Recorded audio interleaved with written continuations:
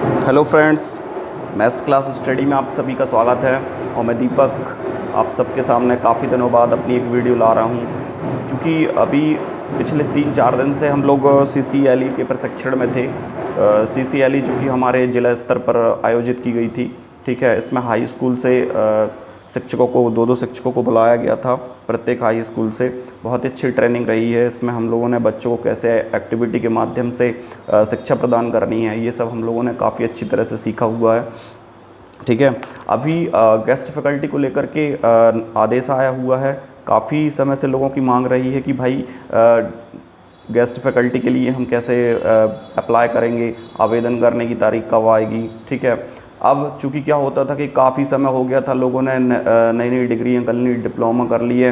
इसके बाद ये इंतज़ार में बैठे हुए थे कि जब हमारे पास स्कोर कार्ड ही नहीं है तो हम फिर कैसे अप्लाई करेंगे। बिना स्कोर कार्ड के अप्लाई करना तो कोई मतलब ही नहीं है। आजकल आप देख रहे हैं उसमें पैनल जो होता है उसी के आधार पर सिलेक्शन होता है। तो इसी को लेकर के काफ़ी समय निकल चुका था और अभी वर्तमान में इसके लिए डेट आ चुकी है। तो GFMS पोर्टल पर आप सभी जाकर के अपने स्कोर कार्ड वगैरह की जो भी प्रक्रिया है वो पूर्ण कर सकते हैं। इसमें देखिए, इसमें 2-3 बातें इन्होंने दे दी हैं। सबसे पहले तो जो नवीन पंजीयन है, अभी तक जिसका स्कोर कार्ड बना ही नहीं था, बिल्कुल कुछ भी नहीं है, और उन्होंने डिप्लोमा किया हुआ है या फिर डिग्री की हुई है B.Ed की, D.Ed या B.Ed, ठीक है। इसके बाद कोई भी उन्होंने मास्टर ऑफ किया हो या फिर स्नातक किया हो, तो जैसा भी हो आप अपनी योग्यता के हिसाब से अपने स्कोर कार्ड की डिटेल भरवा सकते हैं GFMS पोर्टल पर जाकर के। और उसके भरवाने के पश्चात आपको क्या करना है, EKYC भी करवा लेनी है आधार कार्ड से, और फिर आपको संकुल में जाकर के सत्यापन भी करवाना है, ठीक है। सत्यापन करने के बाद ही ध्यान रखिए, आप केवल GFMS पोर्टल में चाहे साइबर कैफ़े की बात हो, चाहे अपने खुद के मोबाइल से भी कर सकते हो, लैपटॉप से, ठीक। लेकिन दिक्कत ये है कि आप इसको करने के बाद बैठे ना, इसके बाद आप सत्यापन जरूर करवा लें, क्योंकि जब तक सत्यापित नहीं होगा तब तक आपका वेरीफाइड नहीं माना जाएगा, और वेरीफाइड नहीं माना जाएगा तो स्कोर कार्ड जनरेट नहीं होगा। इस बात का विशेष ध्यान रखिएगा।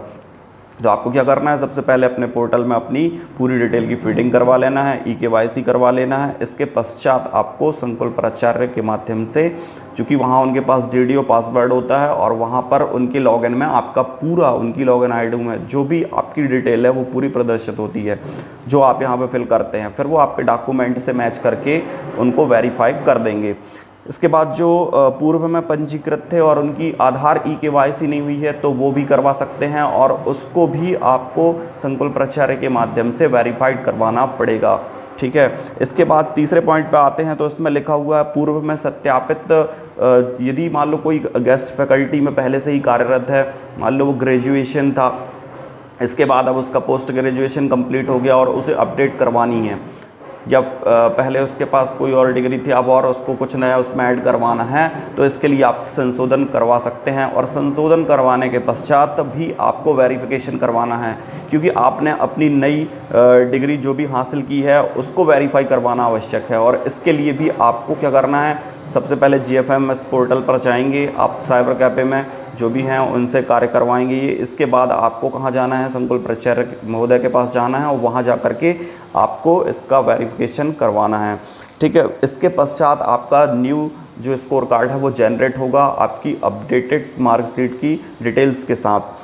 इसके बाद जो इसकी डेट है वो आप सभी को निश्चित रूप से पता होना चाहिए। जो GFMS पोर्टल में ये तीनों प्रक्रियाएं करने की डेट है वो आपकी 10 जून है, और आप जो इसमें संशोधन, इसमें जो आपको वेरिफिकेशन करवाना है प्राचार्य महोदय के माध्यम से, वो उसकी डेट इन्होंने रखी हुई है 11 जून। तो इन डेटों का विशेष ध्यान रखिए और जल्द से जल्द अपने कार्य को कंप्लीट कर लीजिए, क्योंकि पोर्टल पर कभी कभी बहुत नेटवर्क प्रॉब्लम आती है, सर्वर प्रॉब्लम आती है, सर्वर टाइम आउट हो जाता है। देखा है, क्योंकि हम लोगों ने पहले बहुत इन चीज़ों के लिए प्रयास किए हुए हैं, और जब ये कार्य का होता है तो बहुत भीड़ भी होती है, ठीक है ना, जिसके कारण सर्वर भी प्रॉब्लम करता है। इसलिए समय रहते ही अपने कार्य को पूर्ण कीजिए तो ज़्यादा बेहतर होगा।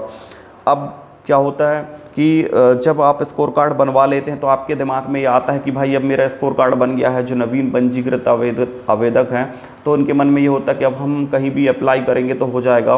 तो एक चीज़ विशेष ध्यान रखिए कि इसमें लास्ट में आदेश में ये क्लियर दे दिया गया है कि माननीय उच्च न्यायालय के माध्यम से ये बात रख दी गई है पहले ही कि भाई जो पैनल में पहले से उपलब्ध शिक्षक, अतिथि शिक्षक थे या कार्यरत जिस संस्था में अतिथि शिक्षक थे, पहले उनको ही आपको बुलाना है, ठीक है। इसके बाद ही नए आवेदक को आवेदन के लिए आप बुलाएंगे।